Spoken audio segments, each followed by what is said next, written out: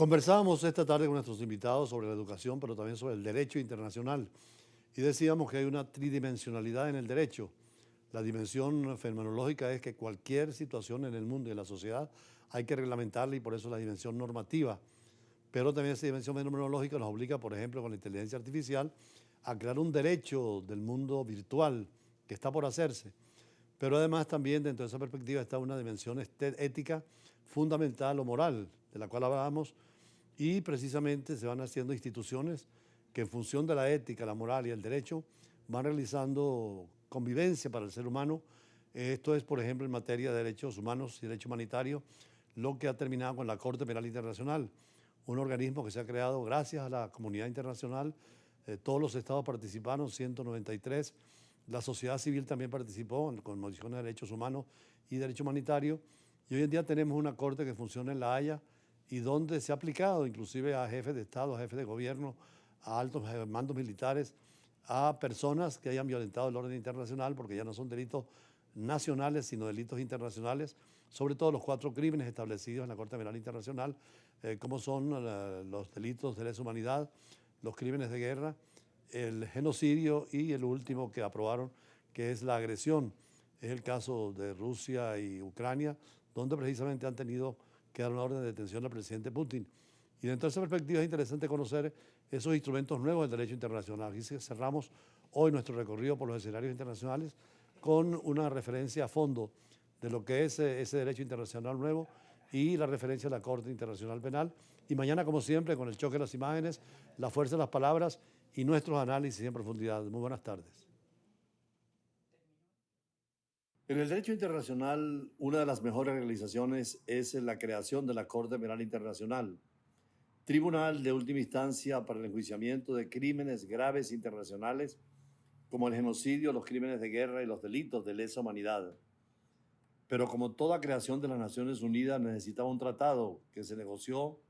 que se firmó y se ratificó por los gobiernos o por los parlamentos. Su tratado es el Estatuto de Roma, adoptado en julio de 1998, donde participó activamente Venezuela. La Corte empezó a funcionar en el 2003 y sucedió a los tribunales ad hoc conformados en la década de 1990 para abordar crímenes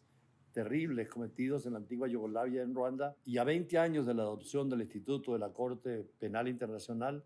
se han logrado adelantos importantes en el mundo donde se reconoce la importancia de la justicia universal. En el preámbulo de la Corte Penal Internacional se establece que todos los pueblos están unidos por estrechos lazos y sus culturas configuran un patrimonio común,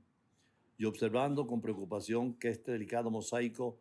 puede romperse en cualquier momento, teniendo presente que en este siglo millones de niños, mujeres y hombres han sido víctimas de atrocidades que desafían la imaginación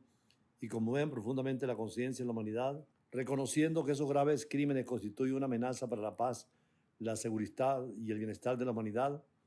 afirmando que los crímenes más graves de trascendencia para la comunidad internacional no deben quedar sin castigo y que al fin hay que adoptar medidas en el plano nacional e intensificar la cooperación internacional para asegurar que sean efectivamente sometidos a la acción de la justicia, deciden poner fin a la impunidad de los crímenes y a contribuir a la prevención de los nuevos crímenes,